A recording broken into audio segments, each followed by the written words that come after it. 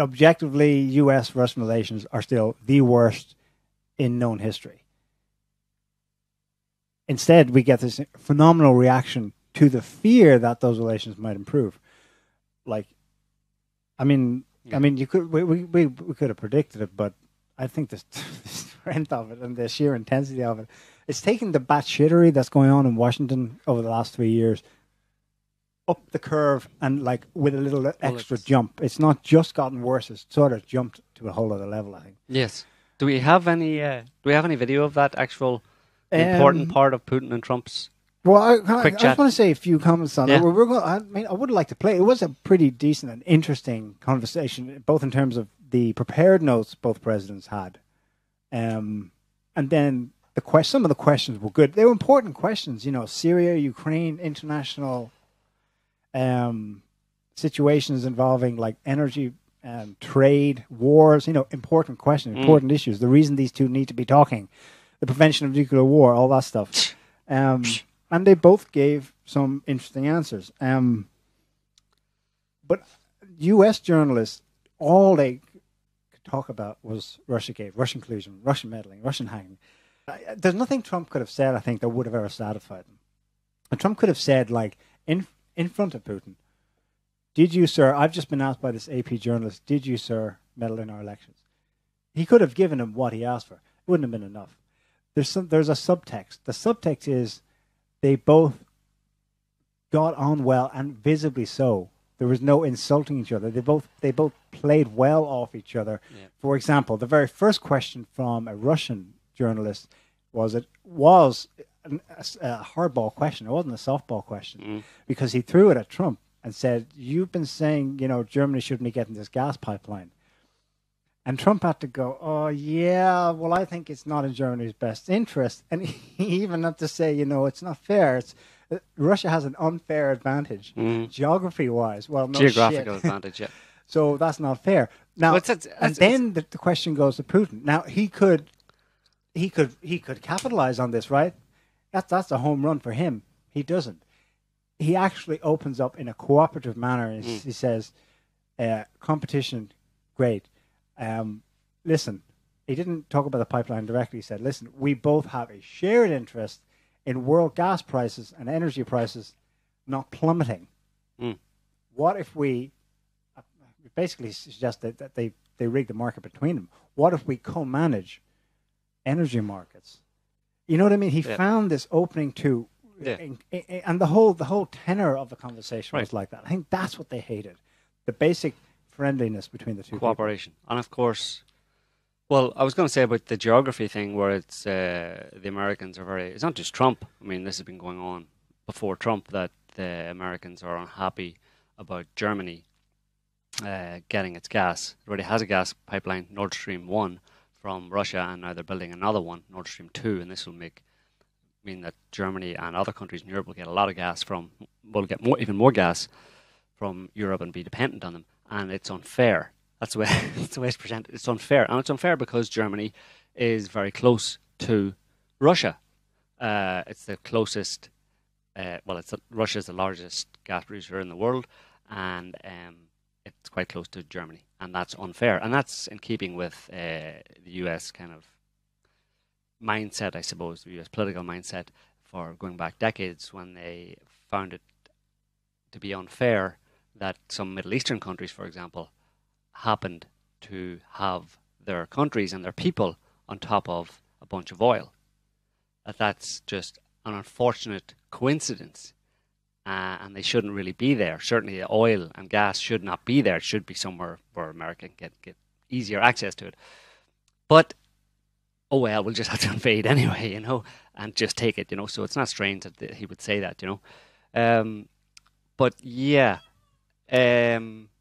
After the fact, the media reaction focused on that last answer Trump gave. We'll play it now. It's basically the last question before they wrapped up, and it's given to an American journalist, the AP reporter, forgot his name. Doofus McButthead. Something. I don't want to remember his name. He asked the question. It became the question because, we'll see later, Trump backpedaled from his initial response to it.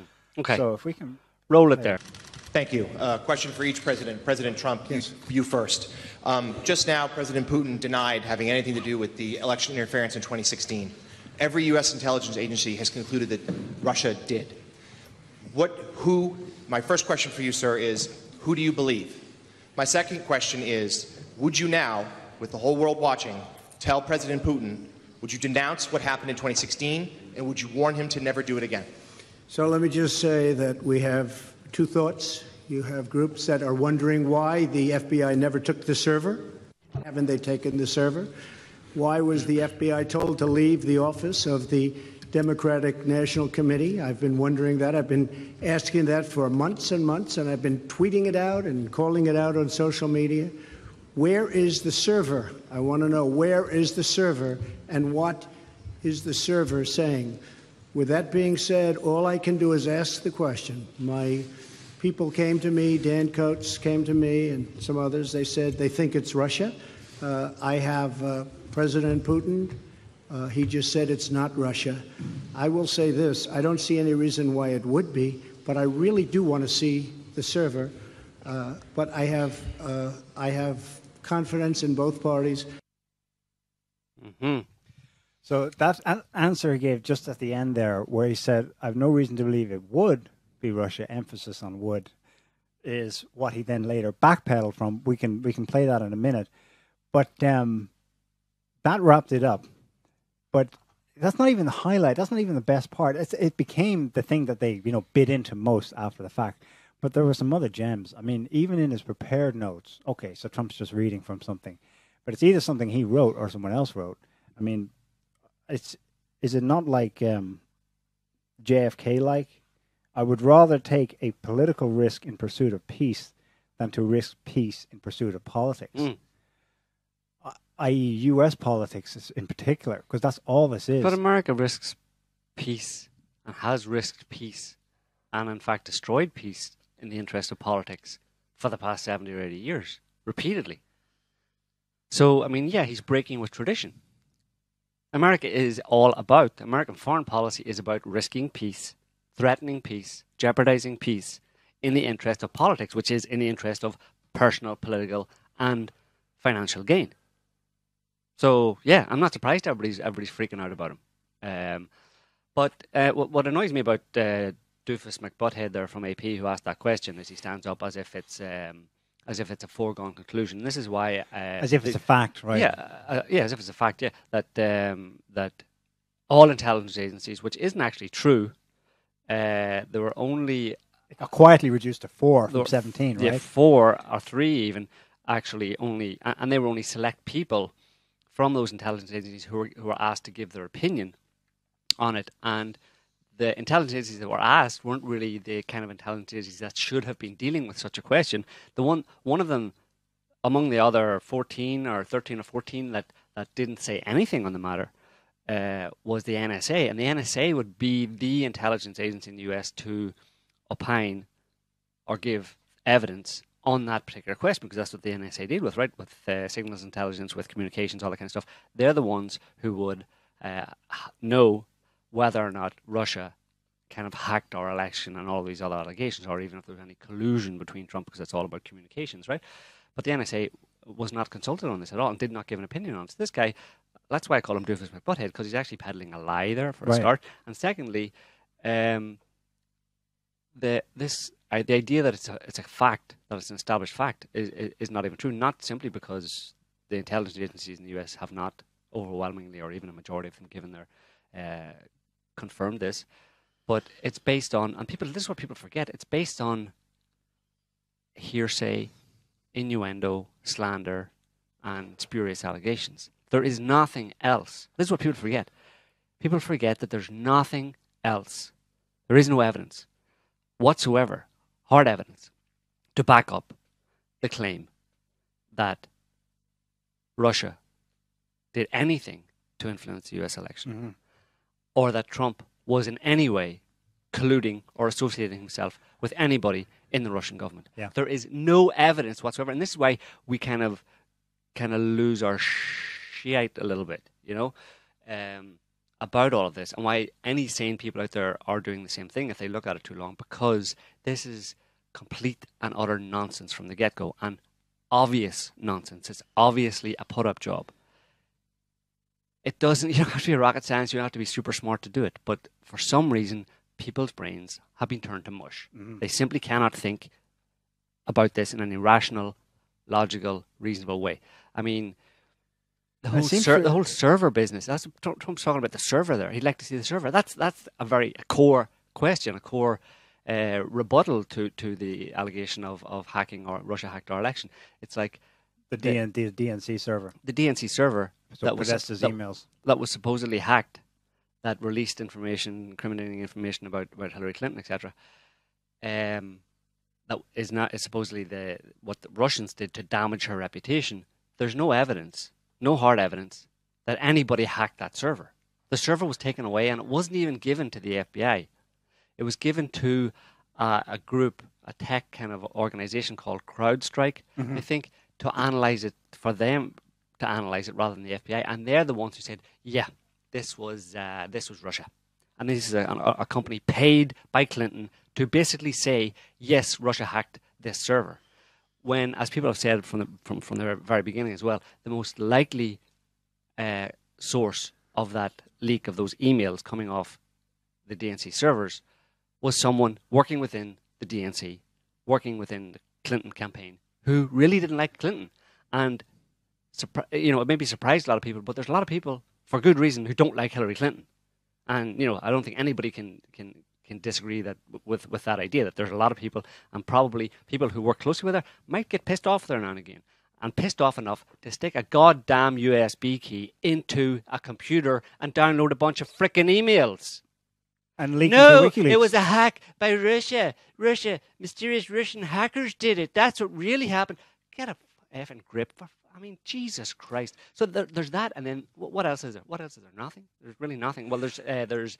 That's the hacking side. Then there's the meddling side that the Russians used. That's the first indictment from a few months ago that the Russians. If they didn't try to hack that specific info to hurt Clinton and help Trump, then they created this uncertainty and paranoia in the overall country by promoting and funding certain ads that would influence voters in general. And they produced these ridiculous series of memes from Facebook and Twitter that didn't influence anybody, and obviously were the product of internal US politics. Conservatives creating these kind of memes of Jesus and the devil, and saying, which one do you want to win? I.e., Jesus is Trump and the devil is Clinton.